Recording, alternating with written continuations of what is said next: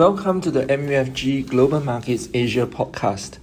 I'm Lloyd Chan, Senior Currency Analyst with the MUFG Global Markets Asia Research Team.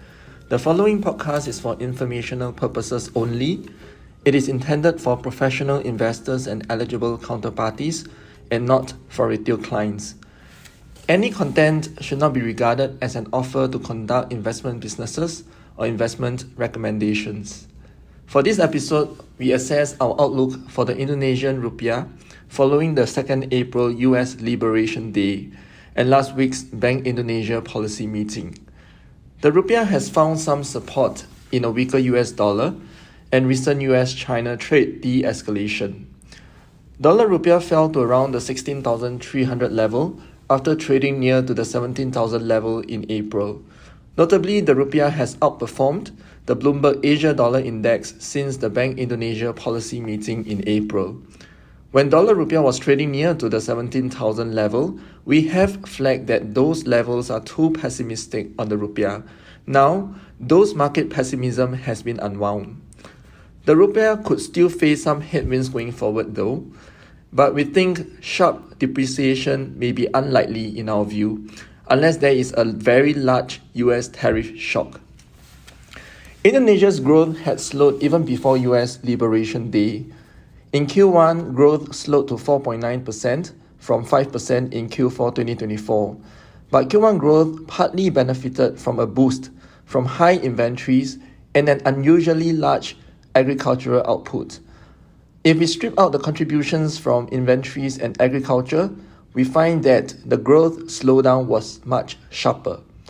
The boost from inventories and agriculture will likely be temporary though, so they won't provide much support for growth going forward.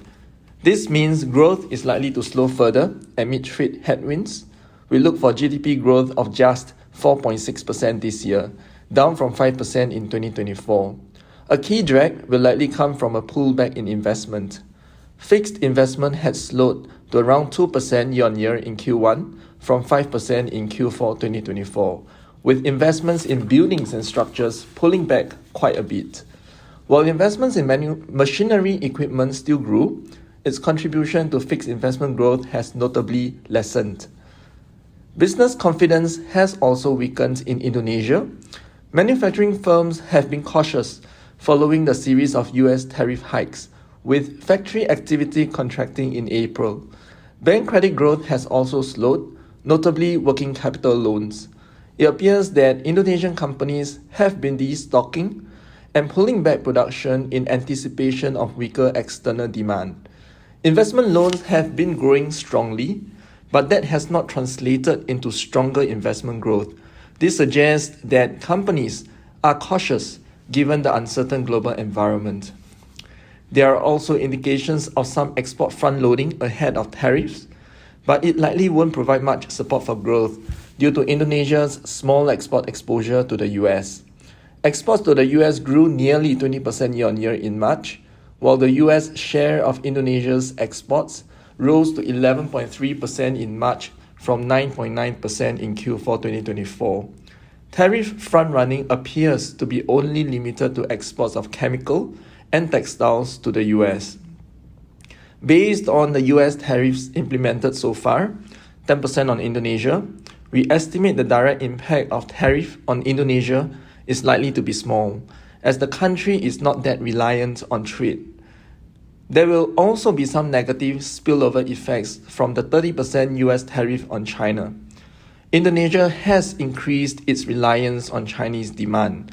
Today, about 24% of Indonesia's exports goes to China. This is the highest across the region and up from just 14% in 2017. About 20% of Indonesia's domestic value add in exports is also being absorbed by China. This means a slowdown in Chinese demand will also weigh on Indonesia's economy. With Indonesia's growth likely to slow further and inflation still well contained, we think Bank Indonesia will continue to cut rates in the second half of this year. BI has also been dovish in the May policy meeting, signaling that it wants to cut rates. BI has lowered its GDP growth outlook by 0.1 percentage points to 4.6% to 5.4% in 2025 compared to its growth projections from a month ago, despite the de-escalation of US-China tariffs. Our current forecast of 4.6% year-on-year growth for 2025 now sits at the lower bound of BI's latest growth projection range. BI has also cited the need to support economic growth and will continue to look for room to ease policy. At the same time, BI now sees the Fed cutting the policy rate twice in the second half of this year, once in September and the other rate cut to occur in December. We believe BI will be opportunistic in cutting rates. If we look at the March policy statement, it is clear that rate cuts will depend on the rupiah movement. The recent outperformance of the rupiah relative to other Asian currencies since the April policy meeting has given BI the perfect time to cut rates in May, which is in line with our expectations. We still look for one more 25 basis points of BI rate cut in the third quarter. We anticipate that the Fed could still cut rates, possibly twice or more in the second half, so that should give some space for BI to at least cut once, without unduly destabilizing the rupiah.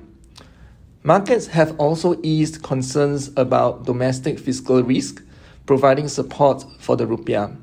We don't expect markets to price in more domestic fiscal risk. Indonesia's budget balance has returned to surplus of 4.3 trillion rupiah in January to April, reversing the 104.2 trillion rupiah shortfall seen in the first quarter. This was mainly due to a 5% year-on-year cutback in government spending. The improved budget position could also support investor confidence towards Indonesia's government bonds. Finance Minister Sri Mulyani has repeatedly assured markets that Indonesia will maintain fiscal discipline, keeping fiscal deficits below the limit of 3% of GDP. Indonesia's trade surplus has also widened to $3.6 billion in Q1 from $3 billion in Q4 2024, providing additional buffer for the rupiah. Non-oil and gas trade surplus has been a key driver, while oil and gas trade deficits have been relatively stable. Exports rose 6.9% year-on-year in Q1, outpacing import growth of just 1.5% year-on-year.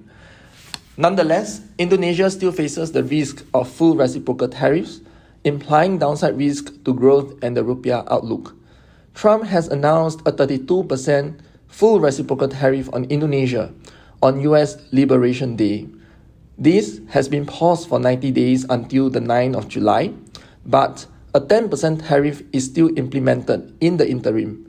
For now, this brings implemented US tariff rate on Indonesia to about 14.5%.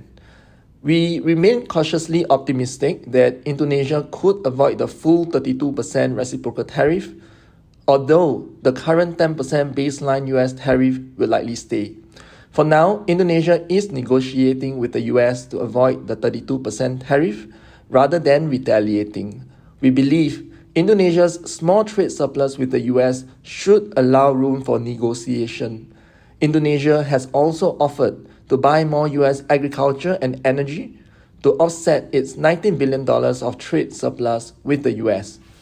Beyond trade talks, Indonesia has also accelerated its export diversification into ASEAN markets, with ASEAN's share in its exports up by 2.5 percentage points to 21.4% in March, from 18.9% in end 2023. We therefore believe sharp rupiah depreciation may be unlikely from here, unless there is a huge tariff shock or a significant re-escalation of US-China tariffs. Moreover, the US dollar has weakened. There is de-escalation of US-China tariff for now, and market sentiment towards Indonesia's bond and equity markets have also stabilized. In all, we expect lower BI policy rates and only modest rupiah weakness going forward. We look for a 25 basis points BI rate cut in Q3, possibly in September, and the dollar rupiah to stabilize in the 16,200 to 16,400 range in the second half of this year. Thank you for listening to the MUFG Global Markets Asia podcast. Rate, review, and subscribe on Apple, Spotify, or wherever you subscribe to your podcast. Contact your MUFG sales representative for more information. Check back again for more insights from the Global Markets Research team.